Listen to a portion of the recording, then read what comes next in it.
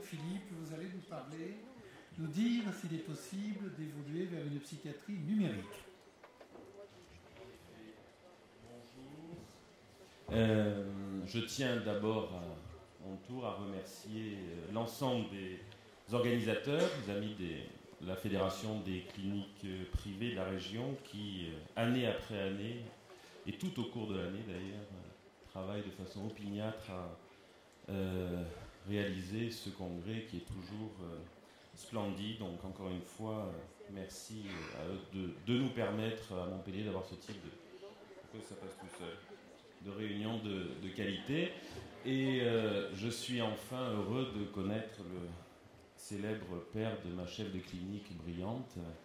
Donc je vais demander à Pierre Decour de me faire une analyse. On va se faire engueuler, Philippe. Non, mais très heureux et très honoré de la présence de Jean-Pierre Ollier. On sait ce qu'il a apporté à la psychiatrie française depuis un certain temps. Alors, la réponse à la question, évidemment, est oui. Au moins, la question du suspense est réglée. Et sur la base de ce que nous inspire le dialogue entre Alain Malafosse et Pierre Decour, l'idée est d'avoir l'esprit le plus ouvert possible pour s'accaparer des outils qui sont maintenant à notre disposition de façon à faire évoluer la psychiatrie comme nous souhaitons, nous psychiatres, qu'elle évolue. Alors je ne reviens pas sur l'intérêt d'Internet, qui n'utilise pas son téléphone portable tous les jours pour envoyer des SMS, qui n'utilise pas Internet, donc une référence ici aux indignés auxquels Facebook fait un grand bien, mais on a beaucoup parlé d'ailleurs également pour les révolutions arabes. Donc le contexte est quand même celui-là, le contexte qui est un prérequis pour utiliser ce type de technologie. Encore faut-il qu'elle soit disséminée, et on sait que la grande majorité de la population utilise ce type de ressources, de technologies de l'information et de la communication, et que la population a une grande appétence d'ailleurs pour l'utilisation de ces technologies pour ce qui concerne leur santé. La question, c'est celle des médecins. Les médecins utilisent, avec des disparités nationales évidemment, utilisent beaucoup... également Internet et ce type de technologie de l'information et de la communication dans leur pratique. Donc c'est comment arriver à... comment est-ce qu'on va se rejoindre et nous, psychiatres, utiliser ce type de technologie pour aider nos patients, pour prendre en charge nos patients, pour les traiter. Alors cette question, elle nous a été inspirée... Je vais d'ailleurs élargir un peu mon propos à la télémédecine, qui est très actuelle, histoire de dire 2-3 mots de télémédecine, de stratégie que l'on peut déjà utiliser, c'est-à-dire pas uniquement rester dans la psychiatrie virtuelle, même s'il est évident qu'elle deviendra réelle. On a déjà des techniques à utiliser, à mettre en œuvre dans nos soins dès à présent. Alors là, c'est simplement l'usage du téléphone, c'est une paire d'études dans le domaine de la prévention du suicide, dont il m'est arrivé de parler à nombreuses reprises, donc je rassure ceux qui pourraient être inquiets, je ne rabâche pas. Simplement, c'est ce type de stratégie extrêmement intéressant. L'idée, la prévention du suicide. Les patients qui sortent d'un service d'urgence sont livrés, après une tentative de suicide, sont livrés à eux-mêmes, repartent dans la nature. Et il est difficile de les prendre en charge de façon spécialisée, spécifique, etc. 2 types d'études du même style, une australienne un peu à l'ancienne, des cartes postales, une autre réalisée à Lille par Guillaume Veva, c'était le coup de téléphone. L'idée est de garder un contact avec les sujets. Ces patients suicidants sortent des urgences, 2 groupes, études randomisées, contrôlées, 2 groupes, ceux qui recevaient une carte postale, leur rappelant simplement qu'ils étaient venus au service des urgences et qu'on était à leur disposition et qu'on serait heureux d'avoir de leurs nouvelles et qu'on était à disposition en cas de besoin. Point. C'était l'intervention. Envoyer une carte postale aux patients. Même type d'intervention par téléphone. Les patients recevaient un coup de téléphone après 1 mois ou bien après 3 mois ou bien pas de coup de téléphone. Dans les 2 cas de figure, l'intervention est associée à une diminution de la récidive suicidaire. Des interventions qui sont d'une simplicité inimaginable. Envoyer une carte postale à un patient, lui passer un coup de fil, un simple coup de fil, même pas de psychothérapie, gestion de la crise. Simplement, le fait que les patients aient vu qu'il y avait un maintien du lien et que l'équipe qui s'était occupée d'eux soucier toujours d'eux. Ceci s'est accompagné d'une diminution de la récidive de papiers publiés dans le British Medical Journal.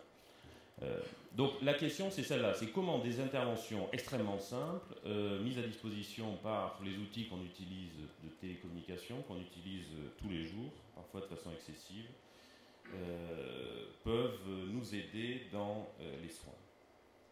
Donc du coup, on a implémenté ça dans le service. Alors du coup, tout le monde aime tellement ça que les infirmières, donc les infirmières du service, elles téléphonent toutes aux patients qui en sortent et du coup on ne peut plus faire une étude d'efficacité randomisée puisque ce serait inimaginable que l'on puisse ne pas appeler certains patients qui sortent. Donc ce que je veux dire c'est que c'est aussi une technique qui satisfait les gens qui l'utilisent. Alors 2 mots sur la télémédecine, il y a énormément de textes, de rapports, etc., de trucs infernaux.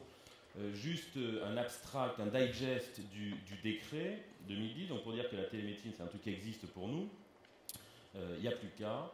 La télémédecine, ça décrit l'ensemble des actes médicaux réalisés à distance au moyen de ces technologies de l'information et de la communication, et avec 5 objectifs, 5 modalités. On peut utiliser la télémédecine pour faire de la téléconsultation, de la téléexpertise, de la télésurveillance, de la téléassistance et la réponse médicale, ce qui est en fait le propre de la régulation du SAMU. Alors la téléconsultation, ça veut dire est-ce qu'on peut faire une consultation à distance, par téléphone ou par visioconférence. Ceci a déjà été testé dans un grand nombre d'études scientifiques qui montrent que l'on peut faire des diagnostics en psychiatrie à distance, notamment avec la vidéo, que l'on peut traiter à distance. Je donnerai quelques illustrations plus tard. Donc ceci a été démontré comme étant aussi efficace que le face-face physique. Il est possible de faire des diagnostics tout à fait valides et simplement il faut s'affranchir des contraintes de la technique évidemment,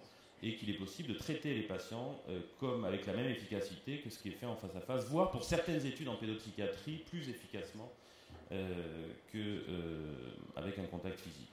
La télésurveillance médicale, j'en reparlais, c'est comment est-ce qu'on peut utiliser ces technologies de l'information pour pouvoir monitorer les patients dans leur vie de tous les jours et in vivo, en temps réel, et pas simplement attendre un rendez-vous de consultation qui, compte tenu des emplois du temps qu'on a, ne sont pas forcément très fréquents, pour les évaluer. Et puis la téléassistance, c'est comment est-ce qu'on peut répondre à proposer une offre thérapeutique ou des conseils à ces patients. Donc il est possible de réaliser déjà des interventions de télémédecine, il suffit d'aller voir l'ARS parce que tout ça a forcément un coût et que le grand flou quand même dans cette histoire pour l'instant c'est qui finance, comment est-ce qu'on est remboursé, comment sont cotés les actes, etc. etc. Il suffit de se tourner vers les ARS qui ont pour mission de mettre en œuvre ces programmes de télémédecine. Alors oui, donc quand même juste, ça je viens de vous raconter, comment est-ce qu'on retourne en arrière. C'est pas lisible, mais alors ça c'est, je cite mes sources, donc c'est dans l'agence de la presse médicale, où récemment, 19 septembre 2011, l'hôpital de Thau raconte une expérience de télémédecine qui est en train de se mettre en œuvre. Donc je ne sais pas si certains ici, j'ai pas eu le temps de contacter, ni même par téléphone, pour gérer les EHPAD, donc en gériatrie, avec l'assistance, donc simplement d'utiliser la télémédecine pour organiser l'activité de différentes spécialités, dont la psychiatrie, dans des établissements de type EHPAD, donc à proximité, une expérience qui est en train de se mettre en œuvre, sûrement assez simple de voir comment ils font. Alors, donc la télémédecine, de façon, je vais essayer de vous raconter quelques aspects, illustrer mon propos sur la base d'études randomisées, contrôlées, qui montrent que ces expériences, c'est pas juste un décret qui vient de sortir et si ça nous amuse, on peut utiliser ces techniques. Ces techniques ont été, pour un grand nombre d'entre elles, validées et ça permet d'illustrer en tout cas ce que l'on peut avoir envie de développer. Ici, un article du JAMA qui, de 2004 déjà, donc d'ailleurs il faut observer qu'il y a une grande littérature scientifique dans le domaine, qui testait l'intérêt d'une prise pour des patients déprimés pris en charge en médecine générale, l'intérêt d'une prise en charge de type de care management et avec une troisième étape qui peut être la psychothérapie. Donc l'idée est de comparer 3 groupes de sujets sur 6 mois, donc sujets déprimés auxquels on instaure un antidépresseur, auquel le médecin généraliste instaure un antidépresseur, et l'idée c'est quelle assistance on offre aux couples médecin-patient pour la gestion du traitement de la dépression pendant 6 mois. Donc 3 groupes sont comparés, ceux qui ont les soins habituels avec leur médecin. Un deuxième groupe avec une intervention téléphonique, donc de care management, c'est-à-dire essayons de personnaliser le plus possible les traitements pour un patient donné. Donc ça signifie une troisième personne, une tierce personne qui est à distance et qui intervient par téléphone, par mail, par internet, là encore on peut imaginer l'ensemble des moyens de communication possibles pour appeler le patient, pour évaluer par exemple l'évolution de la dépression, évaluer l'existence d'effets secondaires liés au traitement, évaluer l'observance. Ça peut être ensuite des rappels. N'oubliez pas votre rendez-vous chez le médecin, n'oubliez pas de prendre votre traitement. Et cette tierce personne, qui est un professionnel de santé, mais un paramédical, formé et supervisé, dans le cadre de ce type de programme, va donner un feedback au médecin en disant voilà, j'ai eu votre patient, il présente des effets secondaires, il a ceci, il a cela, il évolue de telle façon. Et donc, ce qui permettra au médecin de réajuster comme il. Donc, c'est le médecin qui, quand même, reste le garant des soins, l'organisateur, in fine. Et troisième groupe, les patients qui avaient leurs soins habituels, plus d'intervention téléphonique, plus une TCC par téléphone, 8 sessions de thérapie cognitivo-comportementale par téléphone. Je vous la fais extrêmement brève. Il y a un bénéfice qui est statistiquement significatif sur le traitement de la dépression, sur l'efficacité, l'évolution des scores, le taux de répondeur, etc. pour la dépression, pour cette troisième technique donc, qui associe, qui est le package complet. Et quoi qu'il en soit, pour les 2 modules d'assistance, les patients participent en très grand nombre. Donc c'est encore un élément important, c'est que les patients sont intéressés par ce type, et près de 100% de participation pour les patients qui avaient été sélectionnés dans cette étude. Une étude qui vient de sortir, même topo, qui est sortie récemment dans le New England Journal, encore une fois une grande revue. L'idée est d'accompagner ces patients très difficiles à traiter en ambulatoire, très lourds, qui sont des patients déprimés, qui ont des maladies chroniques, en l'occurrence ici, diabète instable, coronaropathie, et voilà, alors éventuellement les 2 associés. Là encore, donc, une tierce personne, qui est en l'occurrence une infirmière, donc à distance, qui assure cette assistance, cette surveillance et cette interface entre le patient et le médecin, de façon à aider le médecin à traiter le patient du mieux possible, en même temps en essayant de suivre les recommandations thérapeutiques telles qu'elles sont proposées pour traiter la dépression, le diabète, etc. Et là encore, l'efficacité est très nette avec des patients dans le groupe qui a eu l'intervention par rapport aux soins usuels, des patients qui vont mieux sur le plan de la dépression, qui ont un cholestérol qui se normalise, qui ont une hypertension qui se normalise, la glycémie, etc., puisque les patients finalement ont pu bénéficier par cette intervention tierce d'un plan de traitement qui était en permanence réévalué, réajusté, avec des modifications de traitement adaptées à leurs conditions et à l'évolution de leur état. Donc ce sont des exemples donc, de téléassistance comme ça qui peuvent se faire, mais qui introduisent, c'est finalement le message, ce qui introduisent une tierce personne. Déjà, il y a un tiers dans la relation médecin-malade.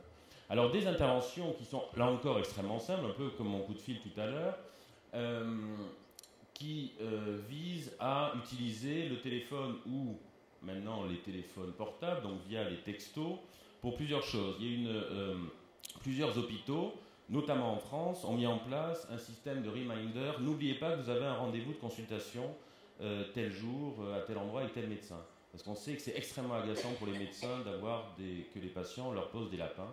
Donc, un certain nombre, pour des raisons évidemment économiques, mais en même temps, comme ça nous agace souvent d'avoir des lapins en consultation, donc des reminders qui sont envoyés aux patients.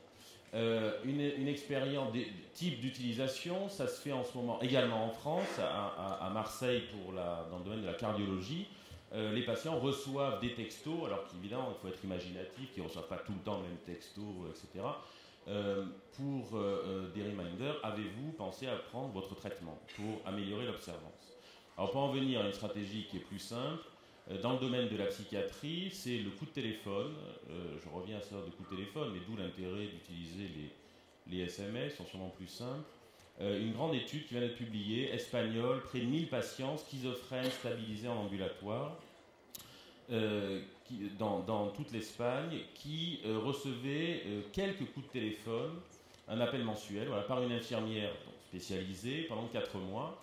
Les patients qui reçoivent ce coup de téléphone, et le coup de téléphone était très bref, c'était simplement destiné à évaluer la connaissance que le patient a de son traitement et de façon un peu déguisée, finalement, l'observance.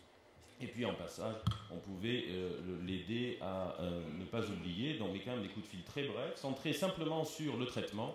Le groupe qui reçoit ce coup de téléphone, il a une observance qui a doublé par rapport au groupe de patients qui ne reçoivent pas le coup de téléphone. Et c'est une intervention qui est d'autant plus efficace que les patients avaient des attitudes négatives vis-à-vis du traitement. Donc un autre enseignement, c'est que ce type d'outil, il ne s'agit peut-être pas de passer des coups de fil en permanence à tout le monde, mais de cibler les patients qui en ont le plus besoin et chez eux développer des stratégies plus intensives et par exemple ces reminders pour l'observance. Alors le texto est très très très à la mode dans notre utilisation personnelle, mais aussi en médecine, et il y a beaucoup d'études qui montrent l'intérêt et l'efficacité des programmes par texto, notamment dans l'arrêt du tabac. Ici, c'est une illustration avec une étude publiée récemment dans Lancet, et le programme Text to Stop.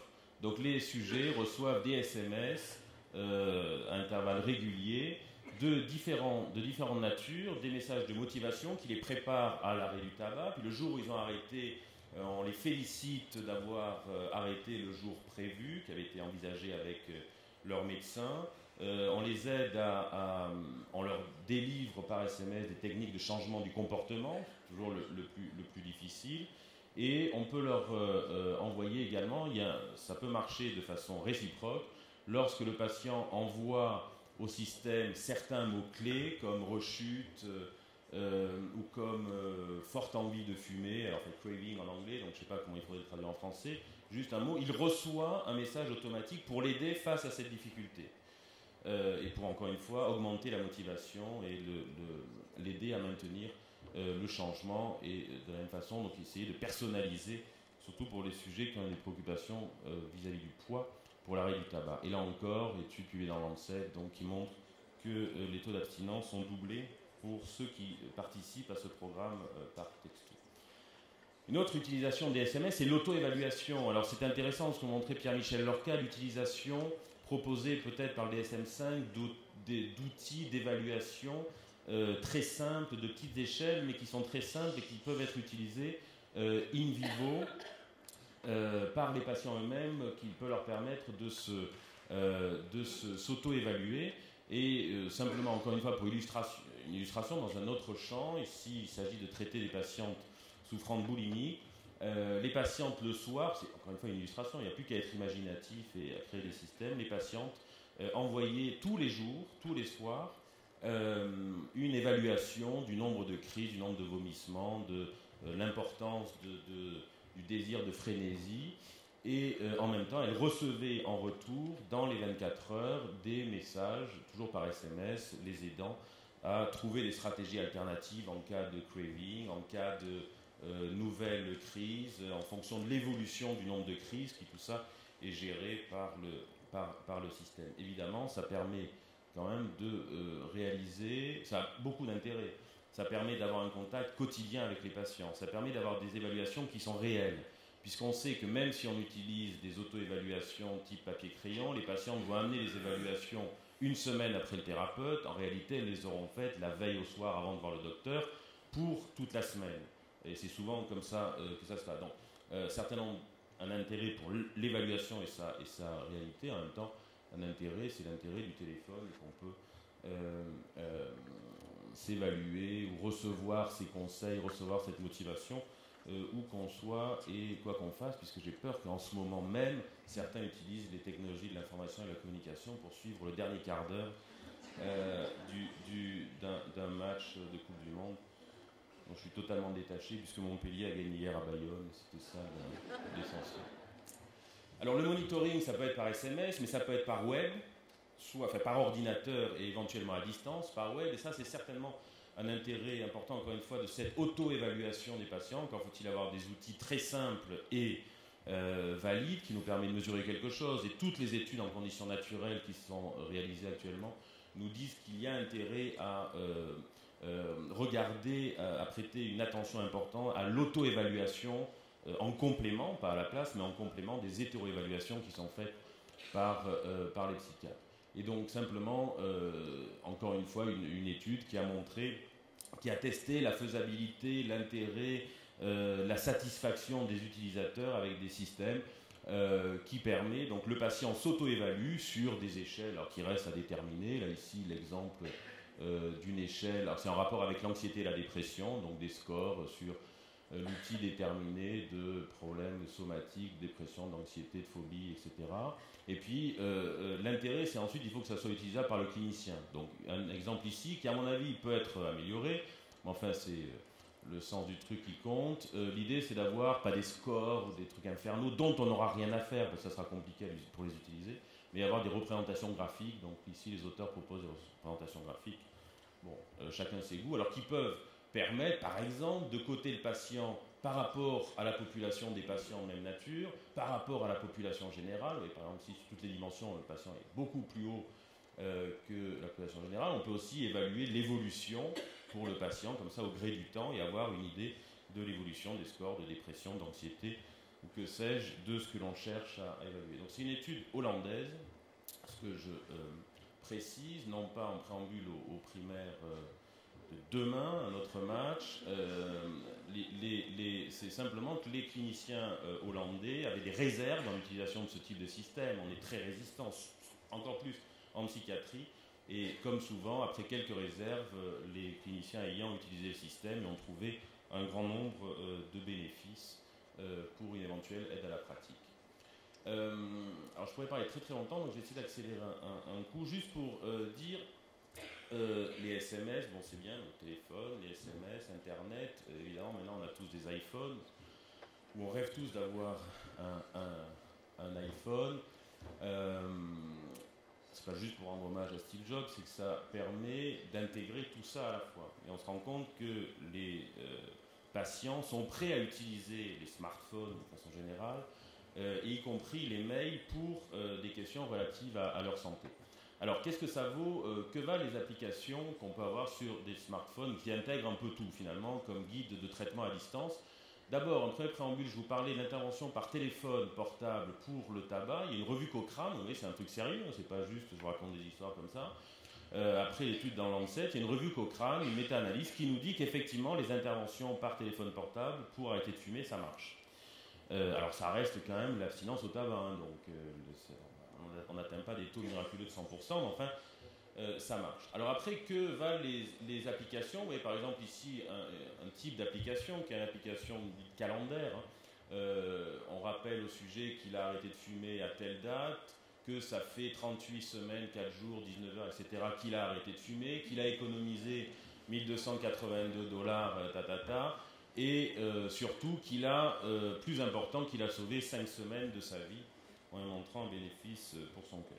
Des applications pour iPhone se développent considérablement. Je ne vais pas montrer ce tableau, mais simplement pour dire qu'il y a énormément, si vous allez sur iTunes, vous allez pouvoir charger un grand nombre d'applications en rapport avec ce qui nous intéresse, soit l'arrêt du tabac, la dépression, l'anxiété, tout ce qu'on veut, et que d'une façon générale, ces applications pour l'instant sont ne sont très peu en rapport avec les recommandations de bonnes pratiques que l'on peut avoir nous psychiatres. C'est qu'en réalité, les psychiatres ne se sont pas réellement intéressés à les applications, et ce ne sont pas eux qui les ont développées. Donc pour l'instant, ces applications sont à mettre sous caution, mais encore une fois, à mon sens, le message, c'est qu'à nous d'intégrer ce type de programme pour les rendre performants et utilisables dans la pratique. Et un autre exemple donc, de ces smartphones, c'est une expérience envoyée à même des journaux maintenant médicaux pour la recherche pour Internet. Donc, la e-médecine s'est considérablement développée. Ici, une illustration de life coach personnel. Les patients peuvent s'auto-évaluer sur des échelles analogiques, des échelles graphiques, sur le niveau d'énergie, la tristesse. Ils peuvent sur des échelles, le niveau d'anxiété comme ça.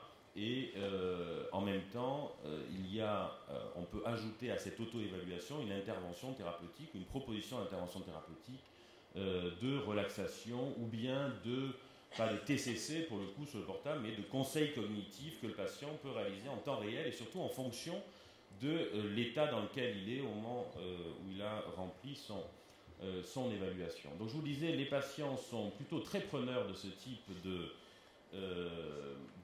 programme, dans la mesure où l'intimité et la sécurité, c'est vraiment la grande question que pose la psychiatrie numérique. Alors, les TCC par ordinateur et par Internet, Antoine Pellissolo va en parler, donc ça tombe très bien. En plus, il est bien plus compétent que moi dans le domaine, mais pour dire que la TCC par ordinateur et par Internet, ça marche. D'autant plus qu'il y a une assistance téléphonique, une aide d'un clinicien, que peut fournir un clinicien.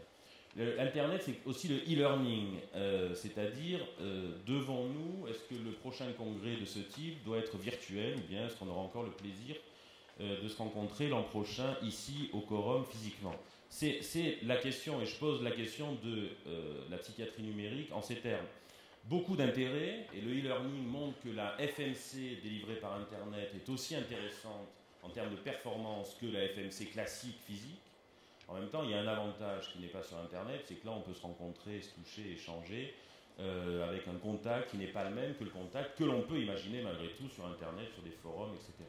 Donc le e-learning, donc la question, c'est pas est-ce qu'il faut remplacer les congrès par des congrès virtuels, l'apprentissage de la FMC par une FMC numérique, mais simplement comment utiliser ce type de technique de façon complémentaire. Et dernier mot, pour dire qu'une autre utilisation de la psychiatrie numérique, c'est la collaboration entre les médecins. Et plusieurs expériences montrent que les échanges de mails à propos d'un patient, par exemple ici entre un médecin généraliste et un psychiatre, sont extrêmement intéressantes et satisfaisantes pour le médecin généraliste et pour le psychiatre. Les échanges à propos de conseils, on se rend compte, et c'est comme ça que les auteurs nous parlent d'une hiérarchie des pouvoirs qui a été remplacée par une hiérarchie des connaissances, c'est-à-dire qu'on est vraiment dans une collaboration de qualité pour les soins autour du patient. Donc, un grand nombre d'études, alors juste de possibilités. La dernière question dont je ne parlerai pas, ce sont les préoccupations éthiques que l'on peut avoir pour l'évolution de cette relation médecin-malade à l'heure d'Internet avec les parasites qu'induisent Facebook, les blogs, etc. Et donc il pose effectivement un grand nombre de problèmes auxquels il faudra réfléchir. Je vous remercie.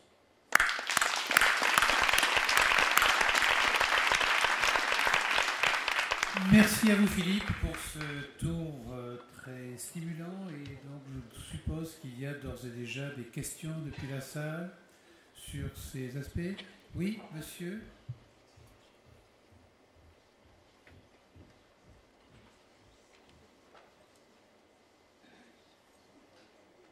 Bonjour, je suis très intéressé effectivement par toutes ces possibilités d'interaction avec les patients, au niveau Internet et autres technologies. Quelles sont les barrières qui ont été mises en place pour essayer d'éviter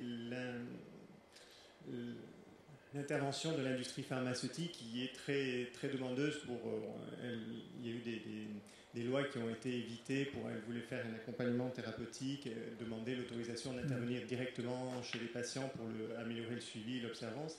Donc ça, c'est quelque chose qui nous fait très peur, c'est l'intervention de l'industrie pharmaceutique directement avec le patient. Donc quelles sont les barrières qui ont été mises pour éviter ce genre de dérive? Là, je n'ai pas une réponse très précise sur la question, parce que, encore une fois, c'est vraiment vous parlez de Facebook et des complications dans la relation entre médecin et malade. C'est quoi le problème quand un patient va sur Facebook et demande à être votre ami? Ça complique la relation thérapeutique éventuelle. De la même façon, ensuite, la question dans ce que je vous montre comme ça, où des informations transfèrent, la confidentialité, la sécurité, l'anonymisation éventuelle. Et vous posez une autre question. Alors, à ma connaissance, la loi nous dit ici que l'industrie pharmaceutique ne peut pas directement s'occuper d'éducation thérapeutique. Ce qui est de cette façon-là, puisqu'à une époque, effectivement, des laboratoires utilisaient des SMS pour améliorer l'observance du traitement dans le domaine de la sclérose en plaques. Et là-dessus, la réglementation a changé. Donc, à ma connaissance, il n'y a pas de possibilité d'accès directement aux patients. Mais la question se pose des contrôles et de la sécurité. La question que vous posez, Philippe Cortet nous a dit qu'il n'abordait pas les aspects éthiques. Effectivement, il y a des chartes de bon comportement, mais pour l'instant, comme vous le dites, Philippe, l'industrie n'a pas la possibilité de suivre comme ça, de mettre en place des programmes de suivi de compliance, par exemple. Y a-t-il d'autres questions? La question, moi, Philippe, il y a peut-être une question. Alors, d'une part, en guise de clin d'œil, je dirais quand même, restera à vérifier si les effets sur la méthylation dont nous parlait Alain Malafosse sont équivalents avec ces outils thérapeutiques. C'est juste ça. Bon, il faut quand même effectivement mesurer ce que vous disiez d'ailleurs. Quel est l'impact de tout le non spécifique autour? Il y a une question que je voulais vous poser, parce que peut-être que vous êtes moins arrêté, c'est la question de la téléexpertise. Et vous disiez que les ARS sont prêtes éventuellement à aider. Et au fond, est-ce que vous avez pensé, par exemple, dans cette région, à mettre en place quelque chose qui serait une aide téléphonique, un accompagnement, des ouvertures de lignes de moments de téléphonie ou par visioconférence pour répondre à des questions de médecins, psychiatres ou non psychiatres concernant telle ou telle stratégie thérapeutique face à telle ou telle situation? Oui, alors ça n'existe pas à ma connaissance. Enfin, c'est pour ça que je montrais je rendais hommage en même temps, et je montrais à titre d'exemple cette initiative autour du bassin de Noto. C'est une des applications effectivement que l'on peut envisager. Alors après, la question, c'est, je me suis rendu compte dans cette histoire qu'il existe déjà depuis 10 ans une énorme littérature scientifique. L'intérêt de la littérature scientifique, c'est qu'elle nous dit quelles sont les stratégies qui ont un intérêt. Donc déjà, ça peut que le téléphone ait un intérêt, mais enfin comment on l'utilise et pour faire quoi, etc. Et vous voyez, le champ des possibilités est infini. Donc, je pense que l'idée, c'est peut-être qu'est-ce qu'il faudrait prioriser dans les besoins au niveau de la région, en tenant compte de la densité de médecins, de psychiatres, etc. Enfin, je pense que c'est plutôt répondre.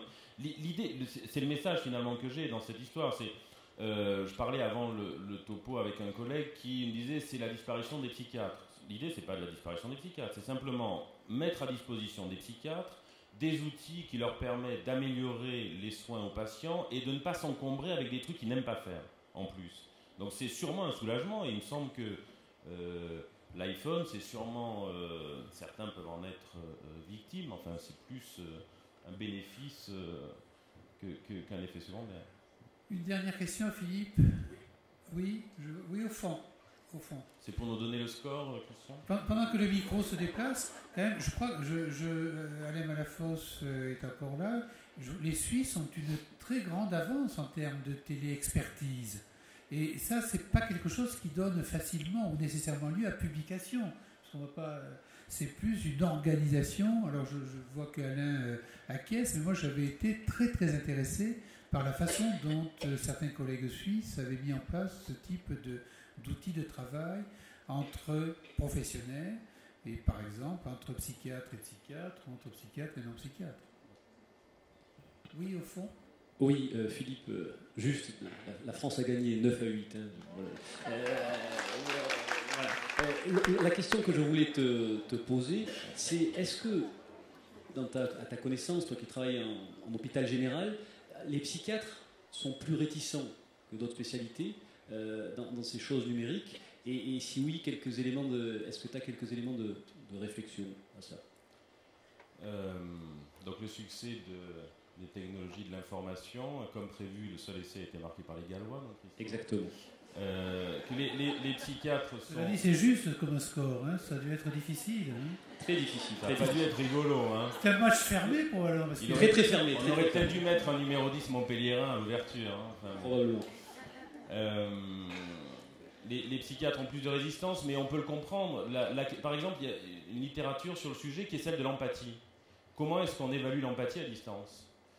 Donc c'est dans ce sens-là où on peut comprendre que regarder une radio à distance, bon, il y a les contraintes techniques, mais en fait ça change sûrement pas grand-chose sur le produit de l'examen. Évaluer un patient à distance, donc les psychiatres sont forcément plus frileux en disant qu'il est difficile quand on n'a pas l'infraverbal ou le non-verbal juste devant les yeux. Et en réalité, encore une fois, de nombreuses expériences montrent que on peut évaluer avec la même qualité pour le rendu diagnostic qu'en face à face. Donc, les psychiatres sont sûrement plus résistants. Surtout s'ils sont de ma génération. Surtout, oui, alors c'est ça. Vous m'avez traité de vieux tout à l'heure, puisque vous avez dit qu'il y avait un nombre d'années, mais surtout s'ils sont de ma génération. Il y a un effet générationnel probablement. un effet générationnel, c'est surtout vous illustrer la question de l'apprentissage. À partir du moment, et c'est ce qui est intéressant dans pas mal d'études, à partir du moment où les gens s'y sont mis, le e-learning, l'utilisation du monitorage à distance, etc., à partir du moment où ils ont testé, ils adoptent. Donc c'est comment vaincre les résistances pour essayer au moins une première fois. Merci Philippe et bravo.